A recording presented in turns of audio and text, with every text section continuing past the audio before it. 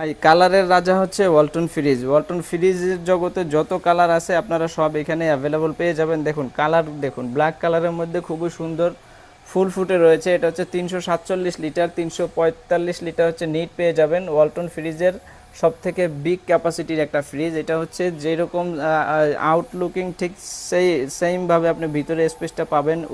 উপরে ডিপ, নিচে normal, deep normal সমান সমান, এবং ওয়াইডে প্রচণ্ড অনেক জায়গা রয়েছে সাইডে।